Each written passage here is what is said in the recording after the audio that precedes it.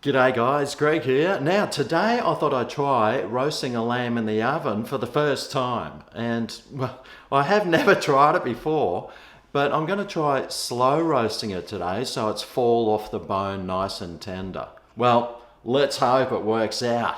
Anyway, I got myself a leg of lamb here. Let me show you what else I'm going to be using today. Well, I've got a half lamb leg bone in here and it's about 1.6 kilos worth, so take note of that. I've got some rosemary, some garlic, onion, some beef stock and salt and pepper. I'll probably need some olive oil and water as well. Now to start off with, we need to heat up the oven, so I'll get that going. I want it about 170 Celsius. Or 160. That's about 340 Fahrenheit jingles. Alright, so for starters, I just need to get a clove of garlic there, and I'll cut that in half. And with the onion, I'll cut that into quarters.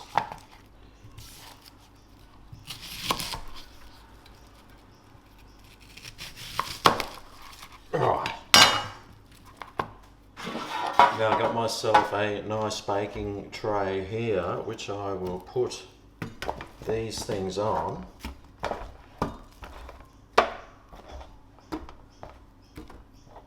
Get that garlic in there. And I'll throw the thyme in here as well. Actually, this is rosemary. You can use thyme. Yeah! Alright, well let's get this open.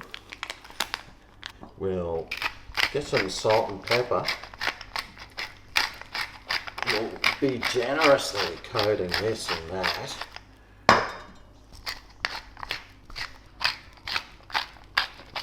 All right. Okay, so we'll get our tray back into play and we'll put the meat on top of all these veggies here. We want it elevated off the tray. So it's not going to be stewing in the liquid that we add later. And I'll put a little bit of olive oil over the top here. And now I've got some beef stock here. So I'll pour that around. And I'll also add a bit of water as well. About half as much as I did beef stock. Alright, so now we'll add some aluminium foil and we want to cover it so it covers the edge, like all the way to the edge.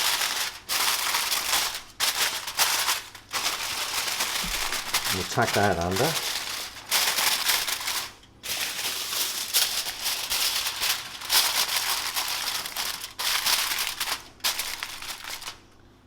Put in several bits. And now, just stick this in the oven.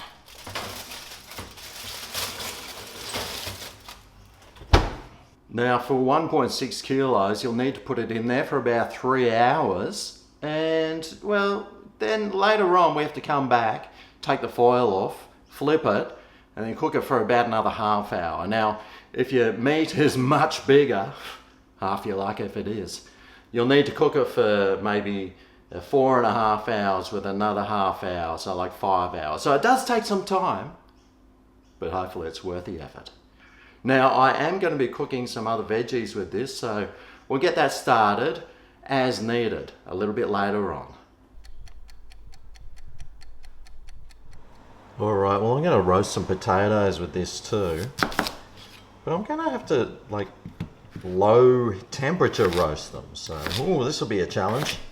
Let me just cut the potatoes into smallish sorts of chunks,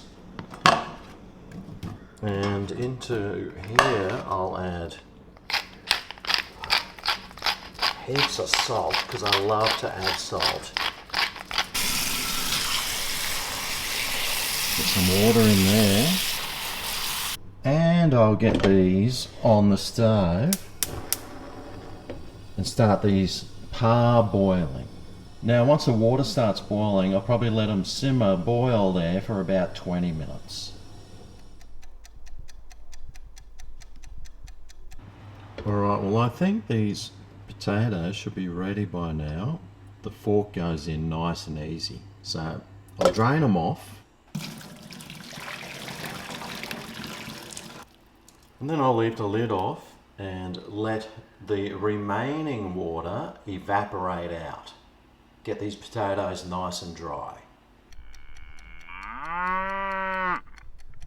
Alright, well, it's time to start getting these potatoes together. So, listen, how about I put the lid on, give it a good old shake, and a bit of, oh gee, don't break stuff, Greg.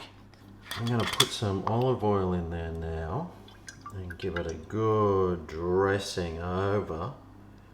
Hopefully all of that potato will get coated in the olive oil there. Oh yeah.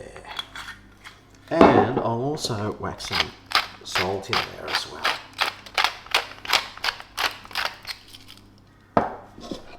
Just give it a bit more of a shake there. Okay, beautiful. Now, come over here and I'll bring this in. Let's get some baking paper under here. Just keep our tray nice and clean and wonderful. And I'll just pour these potatoes on. Oh, there's a bit of skin there. I'm sure that could come in handy at some stage. And if I had some tongs, which I have here, then I can just move these around a bit. Spread them out. Now, because the temperature is pretty low, these will take a little while to cook. Like with about an hour to go, I'll just stick those in. Whoa! Alright, so now this has been cooking for 3 hours. Let's suss it out.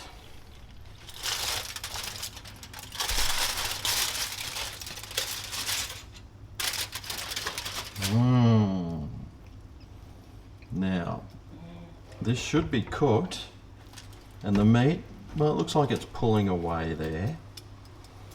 So, let me just turn this over, put some of that back there, turn that over, and now this is going back in the oven, uncovered.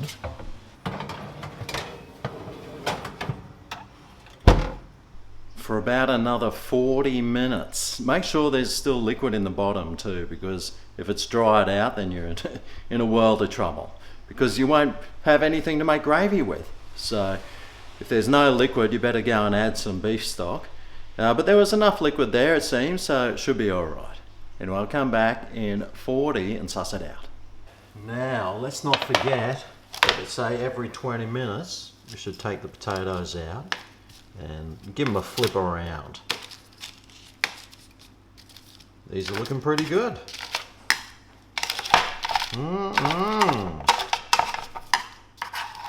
Oh yeah. Not sticking. Still doing their thing. Alright. Back in the oven.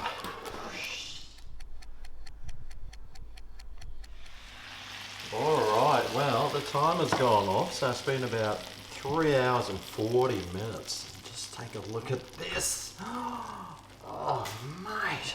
How good's that look? Now we need to get this to rest a bit and make some gravy. So let me just baste this beautiful lamb with some juice. Oh, mate. Whew. That smells amazing.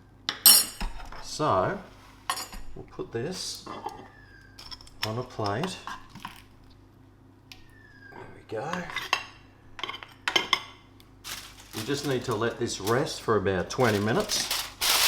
So, cover that in the foil that I took off before. Now, help hold the juices in, I hope. And I might check these potatoes. Whoa! How they go? Oh, they're getting there. And they're sitting at 160 degrees still. There's still a little while before we have to serve it up, like another 20 minutes. So I'll just leave them in there, move them up to the top of the oven there where they're a little bit hotter, but they're looking good. So what's next? Well, we need to, if you've got any veggies you want to prepare, you can start doing that. Today we're just going to have it with peas, I think, frozen ones. And we just need to get this gravy going. Oh yeah, it's coming together, folks. It's coming together. So I've just got some frozen peas here, which I'll use today. Got to use them up. They'll probably be in the freezer for about, I wonder what year it is. But put a bit of water in there. Let them soak, and I'll nuke them until they're nice and piping hot. Alright, well let's start taking this stuff out first to make the gravy. Alright, so now we got the gravy, the leftover juices here. I'm going to start trying to make a gravy. Should probably turn the heat on underneath. Whereabouts? This back one maybe. Put that up there on the heat.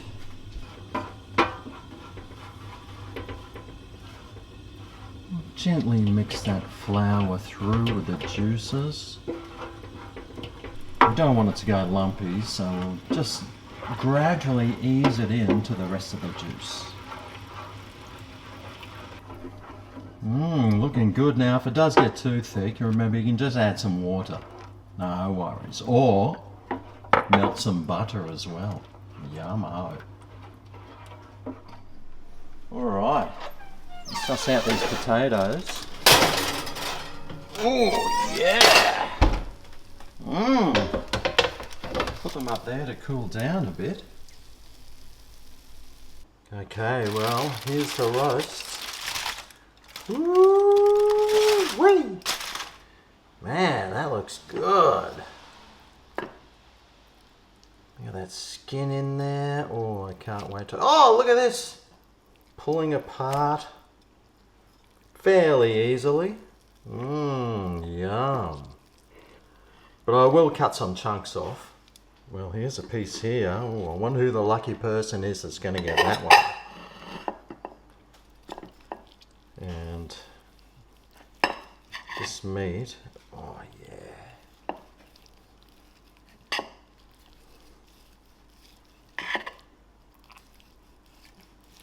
This is looking good.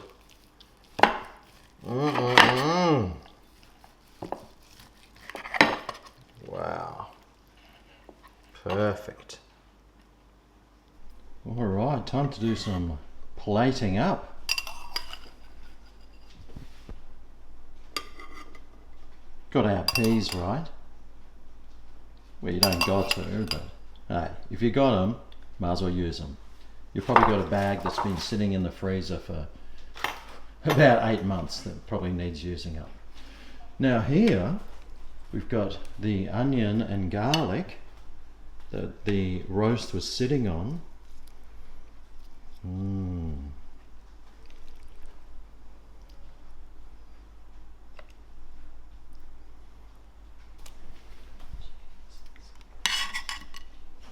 Look at these potatoes, they look awesome.